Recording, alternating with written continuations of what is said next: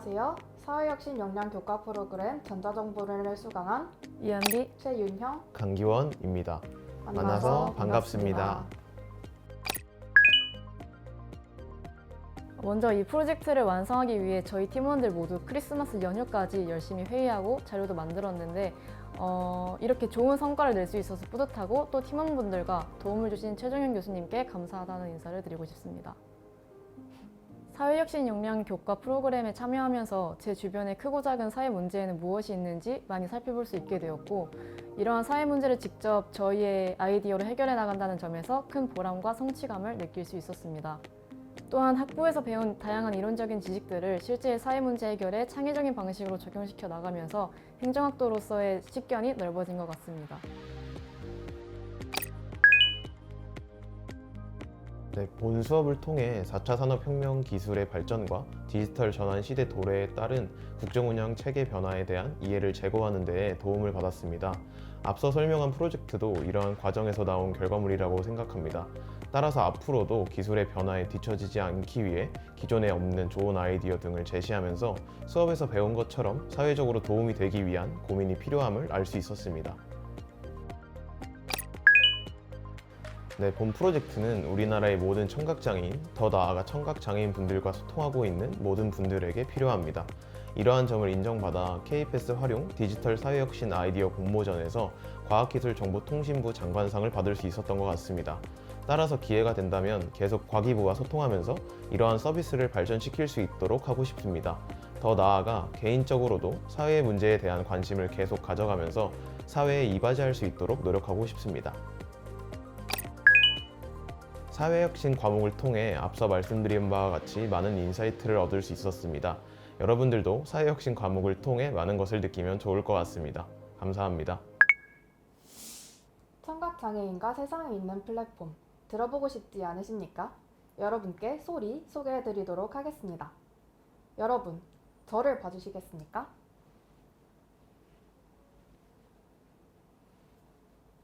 여러분 방금 저와 소통이 잘 되셨습니까? 혹시 소통의 벽이 느껴지진 않으셨습니까? 방금 제가 수어로 전달한 내용은 안녕하세요, 만나서 반갑습니다 라는 내용이었습니다. 이 내용을 청각장애인에게 전달하려면 제 옆에 수어통역사가 계셔야 할 것입니다. 그런데 수어통역사는 24시 장애인분과 함께 할 수 없죠. 무언가 이상하지 않으십니까? 수만 가지 언어들은 번역기 하나로 뜻이 통하는데 청각장애인의 언어는 아직까지도 소통 불가한 상황이 말입니다. 저희는 이 이상한 지점에 주목했습니다. 표에서 보시는 것과 같이 2022년 기준 수어통역사가 1인당 담당하는 청각장애인 수가 100여 명에 이르고 있습니다. 그리고 전국 시도지자체는 공공수어통역센터를 운영하고 있지만 늘 만성적인 인력 부족 문제에 시달리고 있죠. 이렇게 통역사가 부족한 상황에서 청각장애인들의 일상적인 병원 및 관공서 방문 등 긴급한 상황을 맞닥뜨렸을 때 굉장한 번거로움을 겪습니다. 현재 한국도 베리어 프리, 장애인 관련 예산 규모가 증가하는 추세지만 보시다시피 아직 OECD 회원국 평균에는 한참 떨어지는 수준입니다. 2017년 기준 평균 3분의 1에도 못 미치고 있죠. 이러한 사회정책 지출 불균형이 인력난에 기여하고 있는 것입니다. 그렇다면 여기서 장애인 관련 예산 복지를 늘리고 수어통역사를 전면 확대해 배치하면 되는 것이 아니냐라고 말씀하실 수 있습니다. 그러나 지금 시점에서 수어통역사 양성 및 배치는 정책 시차가 크고 경제성도 떨어집니다. 따라서 현 정부가 디지털 플랫폼 정보를 표방하며 기술을 통한 사회혁신을 강조하고 있는 맥락과 같이 방통위와 과기부가 협업하여 개발한 아바타 수어 서비스와 같은 방향성을 더욱 모색해야 할 것입니다. 저희가 제안하는 소리도 아바타 수어 서비스의 일방향 소통이라는 한계점을 극복하고 발전시킨 모델이라고 생각할 수 있는데요. 속기사나 수어통역사 등 사람이라는 매개체를 거치지 않아도 청각장애인과의 즉각적인 소통을 가능하게 하는 것을 목표로 하였습니다. 그리고 소리라는 이름은 청각장애인의 의사소통할 권리, 목소리를 낼 권리를 실현한다는 Sound of Right의 앞글자를 따와 의미를 담아보았습니다. 그럼 주요 기능을 세 가지로 나누어 설명드리도록 하겠습니다. 첫 번째 기능은 실시간 쌍방향 문자 통역 및 수어 통역입니다. 문자 통역이란 세미나 회의 등에서 청각장애인의 사전 신청으로 속기사가 대동하여 문자로 내용을 전달하는 서비스로 현재 한국에선 AUD 사회적 협동조합이 유일하게 문자 통역을 제공하고 있습니다. 수어 통역은 아시다시피 수어로 청각장애인에게 전달하는 방식이고요. 소리는 이 두 가지 통역 기능을 복합적으로 지원해 상황에 맞게 선택하여 사용할 수 있습니다. 좋은 하루 되세요 라는 말을 스마트 기기에 입력하면 기기에서 수어로 출력하거나 문자를 출력해내는 방식이죠. 청각장애인이 수어로 인식해도 이를 문자로 혹은 음성으로 전달합니다. 이에는 한손 수어도 물론 지원합니다. 그리고 이 과정에서 아바타를 사용하는데요. 바로 두 번째 기능인 사용자 맞춤 아바타 및 음성 구현으로 이어집니다. 청각장애인은 수어를 사용할 때 손짓뿐만 아니라 표정을 통해 감정과 맥락을 파악한다는 점에 착안해 표정을 드러낼 수 있는 아바타 방식을 채택하게 되었습니다. 화면에 보시는 것과 같이 아이폰 이모지 기능처럼 자신을 닮은 아바타를 제작해 수어로 출력해내는 것이죠.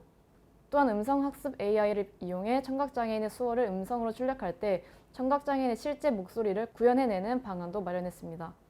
마지막 기능은 외국어 수어 통역입니다. 수어는 언어별로 동작이 다른데요. 수어 통역사도 외국어 통역까지는 역부족인 경우가 많죠.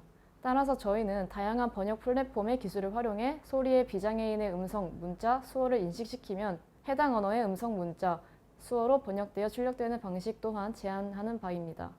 여기서 의문이 드실 수도 있습니다. 필담, 즉 글자로 소통하는 것이 더 빠르지 않나요? 왜 굳이 아바타와 음성 AI가 필요한가요? 라고요. 이에는 청각장애인, 비장애인 모두에게 아바타의 방식이 도움이 되기 때문이라고 말씀드리고 싶습니다. 청각장애인의 입장에서 다수를 대상으로 소통할 때 필담은 음성 출력만큼 효율적이지 않습니다. 그리고 여러분, 문자 메시지를 주고받으실 때 뉘앙스가 달라져 곤란했던 적이 있지 않으십니까? 이처럼 텍스트는 감정과 맥락을 전달하는 데 본질적인 한계를 가지고 있습니다. 또한 수어를 제1언어로 하는 농인들은 한국어 읽기 능력의 차이가 있기도 합니다. 비장애인 입장에서도 비장애인인 저의 말을 통역할 때 이 아바타가 수어를 하며 표정을 드러냄으로써 청각장애인 입장에서 더욱 정확하게 내용을 파악할 수 있게 합니다. 이러한 기능을 두루 갖춘 소리는 다음과 같은 두 가지 차별성과 경제성을 그리고 사회적 가치를 가집니다. 첫 번째는 바로 청각장애인의 일상적인 어려움 해결이 가능하다는 점입니다. 맨 처음 말씀드린 수어 통역사의 인력 부족 문제의 상황을 디지털 기기만 있으면 통역이 가능해짐으로써 의사소통 공백을 채우는 것이죠.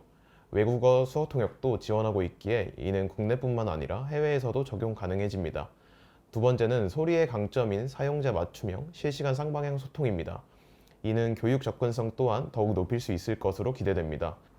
현재 대학교에서 청각장애인을 지원하는 방법에는 강의 내용을 속기하는 것을 많이 채택하고 있는데요.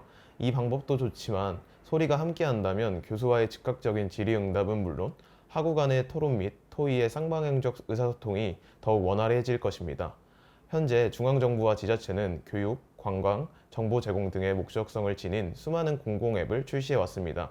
2022년 기준 663개조. 이 중 실제 이용되는 것은 약 10개라는 통계 자료가 있는데요. 이제는 국민의 니즈에 더욱 부합하는 개발이 필요한 때입니다. 청각장애인의 삶의 질 제고를 위해 개발된 소리는 목표대로 개발된다면 높은 유용성을 기대할 수 있겠죠. 또한 소리를 통해 청각장애인이 자유로움과 의사소통의 즐거움을 누린다면 돈으로 환산할 수 없는 사회적 효용을 기대할 수 있다고 생각합니다. 그렇다면 소리가 어느 정도 현실성이 있는지, 현실화 방안은 무엇일지 기술적 측면과 행정적 측면으로 나누어 말씀드리도록 하겠습니다. 먼저 기술의 현실성입니다. 구글 AI 연구소에서는 화면에 보시는 것과 같이 스마트폰 카메라로 손짓을 추적해 해석하는 알고리즘을 개발했습니다. 특수 장갑 없이도 손가락 관절과 손짓의 각도를 분석해 이 의미를 해석하는 것이죠. 정확도는 95.7%에 달한다고 합니다. 저희 또한 약식으로나마 구글의 티처블 머신을 활용해 기술의 현실성을 확인해 보았습니다. 안녕하세요. 만나다, 헤어지다 세 가지 수어 표현을 데이터화하여 학습시키고 각 수어를 구분할 수 있는지 검토해 본 결과 보시는 것과 같이 사람이 바뀌어도 수어 동작을 판별해냈습니다. 그리고 앞서 언급했던 아바타 수어 서비스도 이미 개발되어 있고요. 더불어 저희는 국립국어원의 한국 수어 데이터베이스와 연계하여 딥러닝에 필요한 수어 데이터를 확보하고자 합니다. 구체적인 현실화 방안은 다음과 같습니다. 본 앱은 청각장애인의 소통을 위한 공익적 목적으로 개발되었기 때문에 보건복지부와 그 산하기관인 한국장애인개발원을 추진 주체로 설정하였고 이 주체를 중심으로 이와 같은 다양한 앱 활용 교육을 실시하여 기존 공공앱의 한계를 딛고 널리 활용될 수 있도록 하고자 합니다. 거대 언어 모델, 인공지능을 활용한 기술들은 지금 무궁무진하게 발전해 나가고 있죠. 이러한 기술들이 베리어 프리라는 가치와 만날 때 그 독창성과 창의성, 그리고 긍정적인 시너지는 배가 됩니다. 지금까지 개발된 수많은 디지털 기술들이 저희의 생활을 편하게 만든 것처럼요.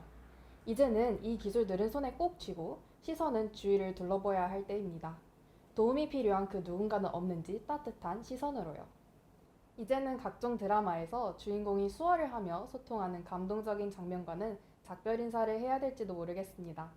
이상 발표 들어주셔서 감사합니다.